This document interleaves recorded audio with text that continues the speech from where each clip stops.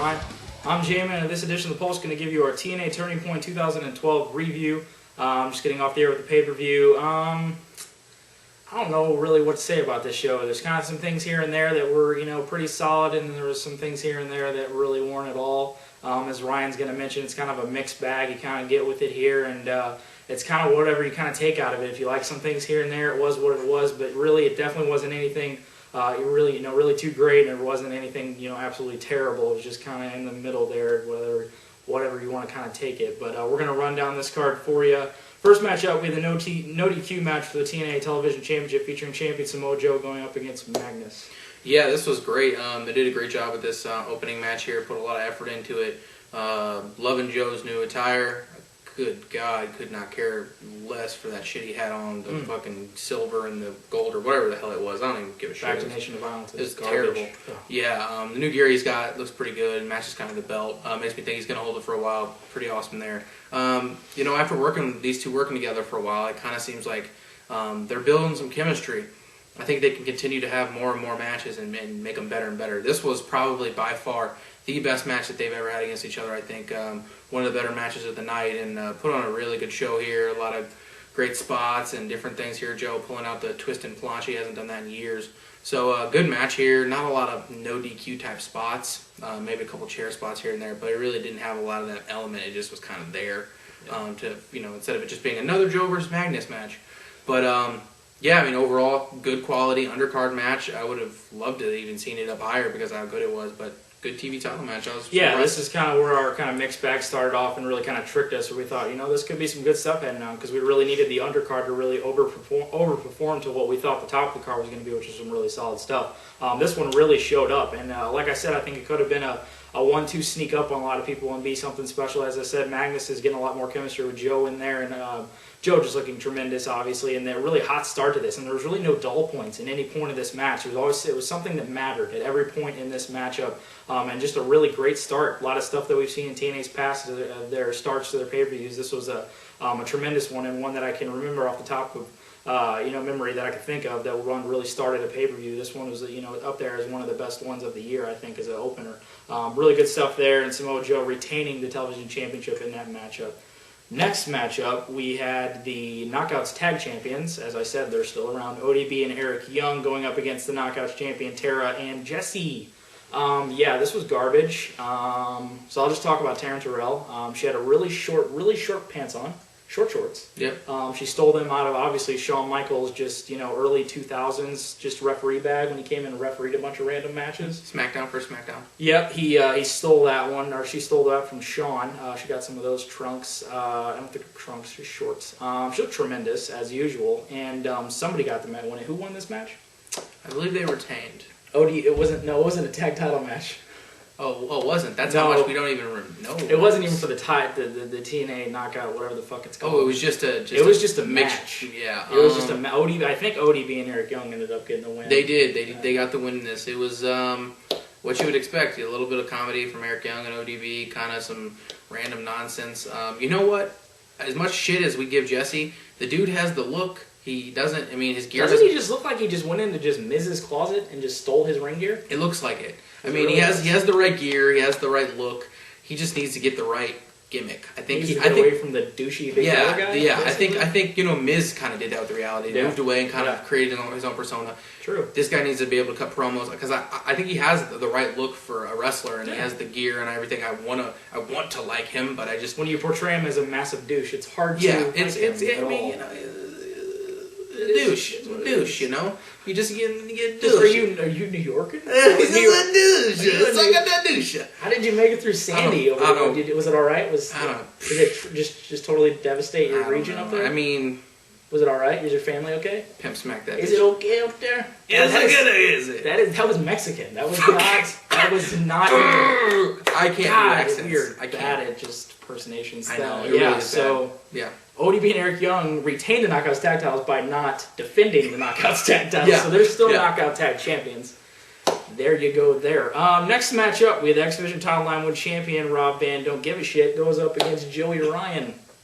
I'm sorry, I don't give a shit about Rob Van Dam. I know, obviously it is. Just don't give a damn. Yep. Rob Van, don't give a damn. Shishwing. Shaboom. Yeah, I mean, Joey Ryan looking sleazy as always. What I think you said, his chest hair screams, what was it? Just screams, just molestation. It screams rape. Yep. Just sodomy. Yep. All of those terms just really it screamed his chest. Sandusky, maybe? Sandusky-ized. Bringing that term back. Yeah, I mean, this was an okay little match here. RVD got most of the offense in. Joey Ryan's character is fantastic. If any of you seen his stuff on the Indies, it's the same stuff. Great stuff here, at least from character development of Joey Ryan. The match was just blah. RVD did nothing to, I guess, do anything for the title or anything. It was just there. We were talking about it, man, just the X Division is hurting without just Chris Sabin and Kenny King. Where's Kenny King? He left Ring of Honor to be in your company. And now he's not even on even on television. So, I mean, I don't know, just a X Division match could have been better. Yeah, as I said, Rob Van Don't Give a Damn. We're just going to call him that from now on out. Yeah. Won this matchup via the 5-star Frog Splash. Joey Ryan, 1, 2, 3.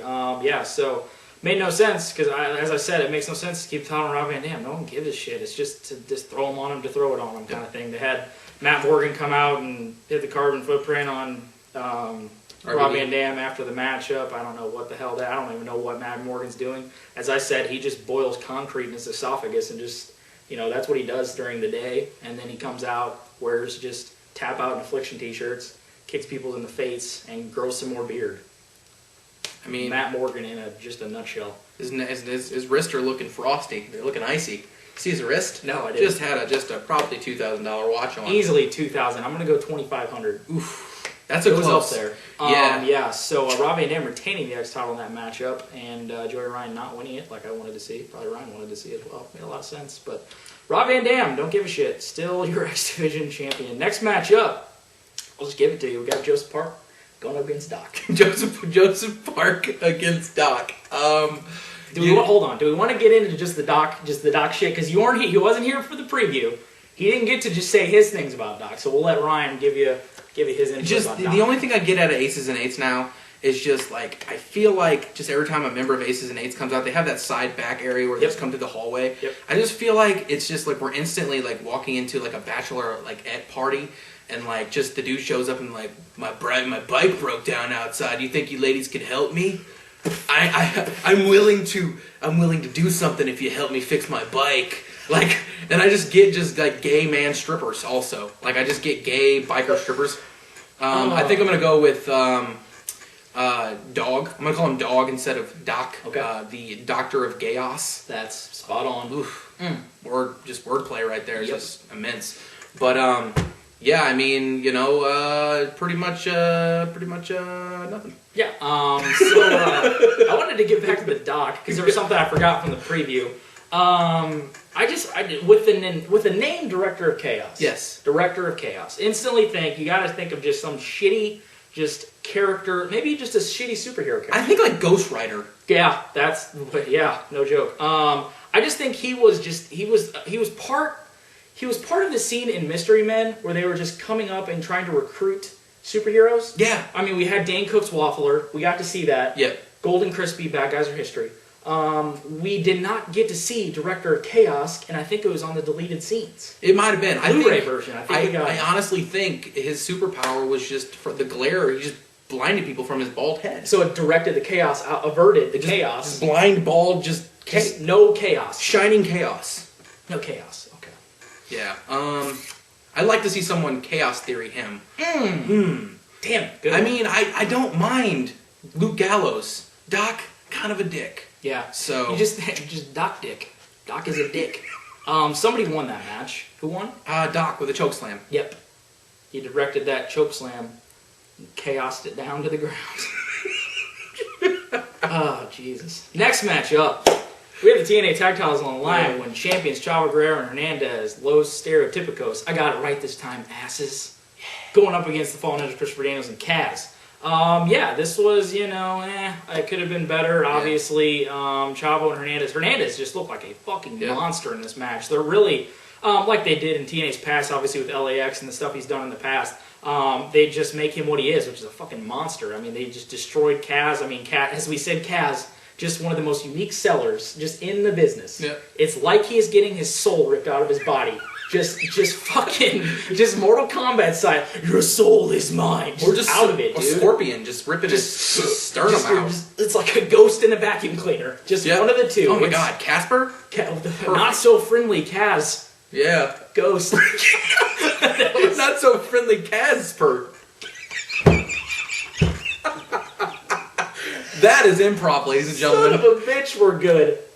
Just feel like Dolph Ziggler. Damn, we're good. Son of a bitch. Here to show the world. Right here. Yeah. No joke. So Chavo, Guerrero, and Hernandez got the win over the Fallen Angel and the fucking not-so-friendly Casper. God, that is genius. I just wanted to... This was a solid little tag match. The one thing I wanted to say, they finished this match.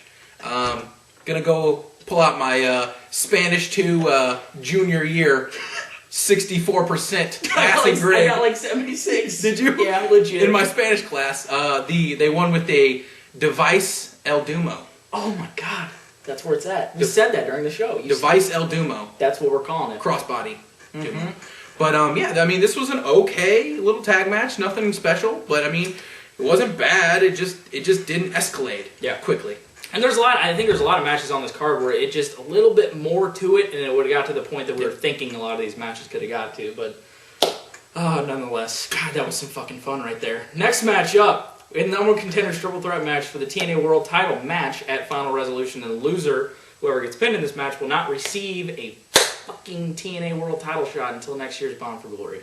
We had the phenomenal AJ Styles going up against the Cowboy James Storm and also the It Factor Professional Wrestling Bobby Roode. You can talk about it because I think it's your turn.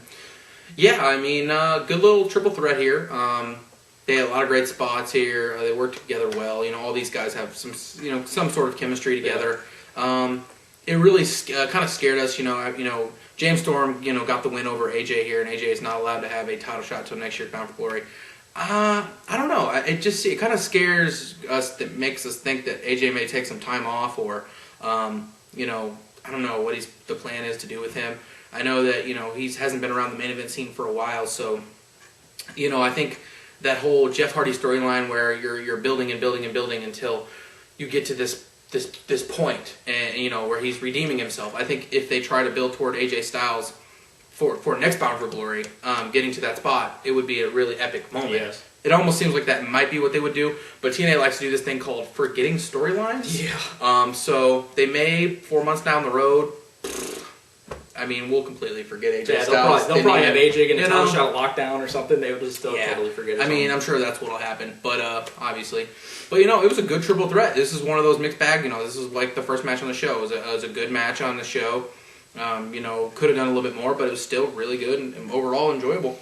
Yeah, this was a good one. Obviously, I knew it really would with the names are in it. It's just you put, as I said, even the preview, you put these guys together, you're going to get some good stuff. Yeah. Obviously, it could have been better with the names. Rennie could have got a little more out of it, but I like the TNA. Obviously, we were talking about the triple threats that they have. They obviously find a way to make a lot of them different. Sometimes they do the same kind of stuff, but a lot of them, when you get the names in here like this, you get some interesting little things. We had the callback to Beer Money with the suplex that they did. We had stuff here and there with AJ and working together with the guys. They had the Beer Money thing. They had so many different little intricate little working together thing. They had obviously the Storm and Rude connection, doing things that they did against each other, and AJ looking great as well. But obviously AJ getting pinned here off that last call super kick, and James Storm moving on to Final Resolution to get a title shot against the champion. AJ getting pinned there. I as they showed in the backstage little segment, what's your future going to hold? He didn't really say anything, and cross my fingers, maybe they might turn him heel. I don't know. That'd be an interesting little facet, but I really looks like he may not be getting ready to fly, but he may be getting ready to fly home. J-Man, cry a little. Please don't. Damn it, that would suck. He's been, as Brian's been saying, and we've talked about, he's been working forever. That was just gay as hell, but you know what? It needed to be done. Yeah. So whatever is going to happen with AJ here, who knows? We're just done cracking ourselves up for now. But James Storm, the new number one contender in that matchup there, next goddamn matchup, we had the Olympic gold medalist Kurt Angle going up against Yvonne. First off, before we talk about this, Ryan, what were you saying going in? Let's just hear what you were just prepping for this matchup. Just say it. You have to. You were told me like 5 times.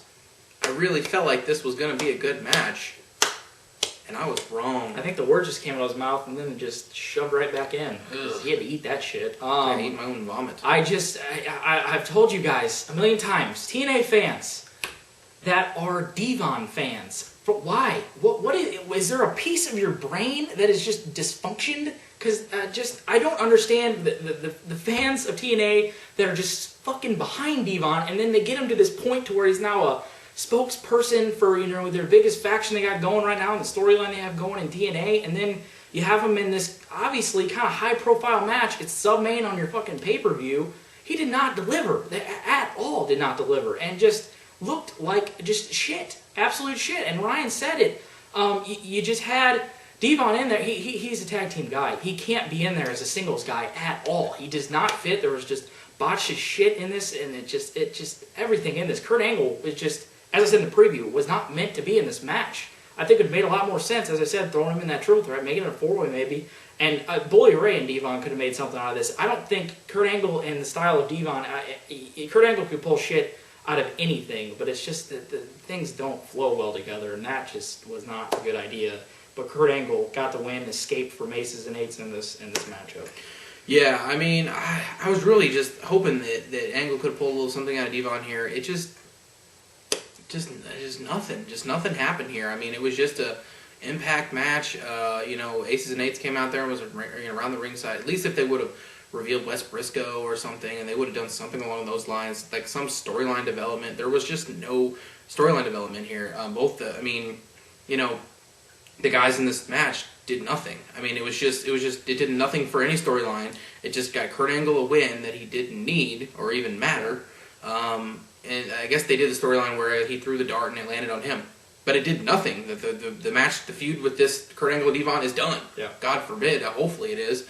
But just nothing. It was nothing. It was just a nothing match. Like, there was nothing to it. Yeah. Speaking of when I got lost in that, I'm gonna have to go back for 1 second because I have to mention this. I'm done talking about Yvonne Kurt Angle. It wasn't worth mentioning. But as far as doing nothing and making no sense at all, I wanted to go back to that triple threat match. One thing I wanted to say is how much that stipulation that they added to that matchup made absolutely no sense to me. I don't understand if they end up going back and having AJ Styles compete at Bound for Glory, go for the title, whatever it ends up being. I hope that it makes sense, obviously, with what they're setting up and what they're doing. If he ends up and they forget about this, and he just goes away for a little bit and randomly comes back, that fucking stipulation just annoys the hell out of me. And TNA does this with a lot of things here and there that just, they throw it out there just to have some sort of fancy little stipulation on it, and it ends up making just absolutely no sense. And just that stipulation is so meant for a heel to get pinned there. It's not meant for a face to get pinned. It makes absolutely no sense. And as I said, TNA, that made no sense in this Kurt Angle Yvonne match with what the fuck you were doing there. So, I mean, there's things here and there